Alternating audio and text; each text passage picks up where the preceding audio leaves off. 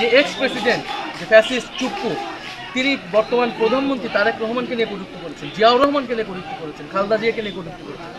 তাদের যদি হিম্মত থাকে, তাদের যদি শরীরে পোষণ থাকে, তাহলে তারা যে সেই এক্স চুপ্পুর বিরুদ্ধে কথা বলে, চুপ্পুকে গ্রেফতার করে, সেই হিম্মত কিন্তু এই সরকারের নাই।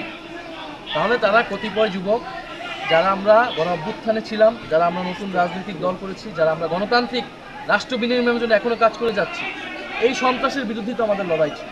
এটার জন্যই তো আমরা দেশের গণতান্ত্রিক সংস্কার চেয়েছিলাম, যেটা পুলিশ স্বাধীনভাবে কাজ করবে, বিচার স্বাধীনভাবে কাজ করবে। তো আজকে যেটা হলো, পুরা জিকে গৌস উনি যে সন্ত্রাসী ছিলেন বা সন্ত্রাস পালেন, সন্ত্রাসীদেরকে আশ্রয় দেন, এটা হবিগঞ্জের মানুষ জানতো এতদিন। গতকাল এটা পুরো বাংলাদেশ জেনেছে এবং আজকে এটা পুরো পৃথিবী জেনেছে।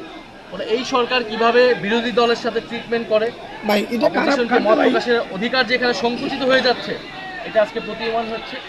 আমরা পুলিশকে বলবো, এখানে এসপি ছিলেন, আমরা বলবো যে পুলিশ যদি তার নিরপেক্ষতা প্রমাণ করতে চায়, ধরে রাখতে চায়, পুলিশের যেই শেখ হাসিনার সময় যে দলীয়করণ, সেখান থেকে তাদের ইমেজ যদি উদ্ধার করতে চায়, তাহলে অবশ্যই এই ঘটনার যথাযথ বিচার করতে হবে, দ্রুত সময়ের মধ্যে, আজকে রাতের মধ্যে গ্রেফতার করতে হবে। আসামিদের কোনোভাবে যাতে পালিয়ে যেতে না পারে, গ্রেফতার করে তাদের বিচার হলে আমরা তাও ধরবো যে কিছু পরিমাণ হলেও এখানে এখনো ন্যায় বিচার আছে।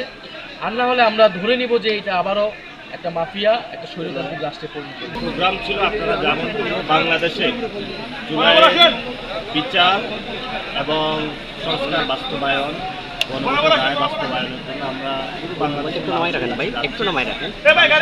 বলার জন্য গিয়েছি।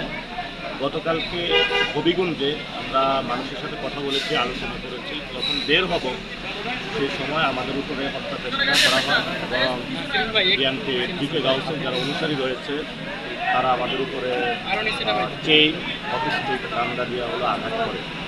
তো সেখানে আপনারা দেখেছেন মালা আহত করা হয়েছে, একটা ক্লাস 10-এর বাচ্চাগুলো খুব তুলে দেওয়া হয়েছে এবং সেখানে আপনার আমাদের যে সদস্য সচিব ছিলেন তারগুলো হাত ভেঙে দেওয়া হয়েছে, 20 লক্ষের একটা মালামাল তৈরি করেছে। আমরা সেই প্রতিবাদেই আজকে একটা বিক্ষোভ মিছিল করেছিলাম। সেই বিক্ষোভ মিছিল যখন আমরা ঘোষণা করেছিলাম, এরপরেই আবার ছাত্রদল, যুবদল তারাও সেখানে অস্ত্রশস্ত্র নিয়ে রওনা দিয়েছে। তো আমরা আজকে মৌলভীবাজার থেকে রওনা দিয়েছিলাম। মৌলভীবাজার থেকে রওনা দেওয়ার সময় আমাদের সংখ্যা 400 পুলিশ দিয়ে তারা প্রতিহত করেছে।